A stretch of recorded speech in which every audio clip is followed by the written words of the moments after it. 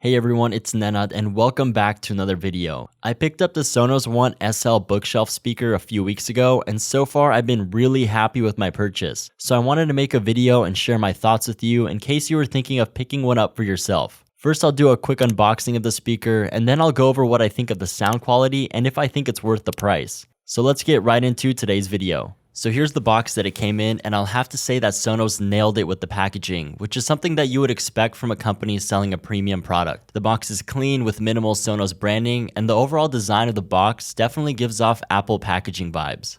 Opening up the box, we have the instructions and other Sonos documentation, and underneath that we have the speaker itself, which is wrapped in this nice cloth and not in plastic, which I appreciate Sonos for thinking of a detail like that. The only other item in the box is the power cable they provide, which feels nice and sturdy. Moving on to the speaker itself, I was expecting a premium product, and I can honestly say I was definitely impressed with the overall build quality while I was holding it in my hands for the first time. All of the materials feel high quality, and I really like that the mesh is made out of metal and not out of cloth. There's also minimal Sonos branding at the top that blends into the white color really well. The top is made out of a plastic material, and there are 3 touch-sensitive controls where you can adjust the volume, skip tracks, and group other Sonos speakers with this one. On the back of the speaker, we have a physical join button that has an infinity logo on it, and there's also an Ethernet port that you can use to hardwire the speaker directly into your network. Taking a look at the bottom, we have some Sonos branding and technical information and 4 rubber feet that help keep the speaker from sliding around.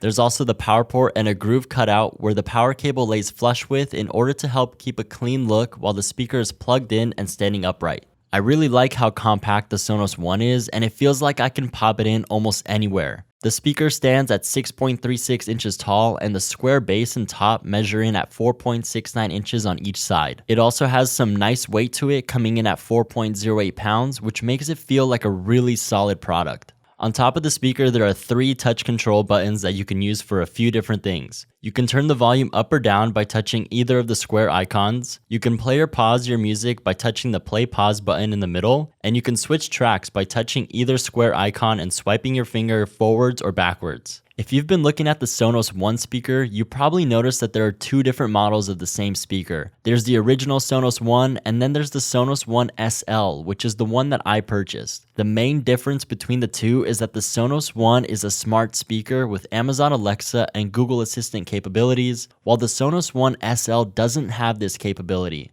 The SL doesn't have a built-in microphone, so there's no way for the speaker to pick up your voice. Sonos created the SL for someone who wants to pair it with the original Sonos One that already has a built-in microphone, or for someone like me who still doesn't use Amazon Alexa or Google Assistant very often. Now let's move on to the sound quality, which is probably what most of you care about when it comes to purchasing a speaker. So I wouldn't necessarily call myself an audiophile, but I can definitely say that I have a pretty good understanding of what a quality speaker should sound like, and for its size, I can say that the Sonos One SL packs a pretty big punch. This speaker has some really good bass straight out of the box, and I was surprised how loud it can get. I've been using it in my office, which is about 13 by 13, and I hardly ever turn up the volume more than a quarter of the way. The mid to high levels sound just how they should, and when you turn up the volume, there's hardly any distortion. You can also go into the Sonos app, and there's an EQ setting where you can adjust the bass and the treble to exactly how you want it. I love that Sonos included this feature because it gives you so much more control over your sound and gives you a much more personalized experience. I definitely think that pairing the speaker with another Sonos One would really take the sound quality to another level, so I'm looking forward to pairing it with another speaker, but for now, this one is more than enough for my current needs. Here's a sound test of raw audio with 0 post-processing that I recorded directly into my Shure MV7 microphone.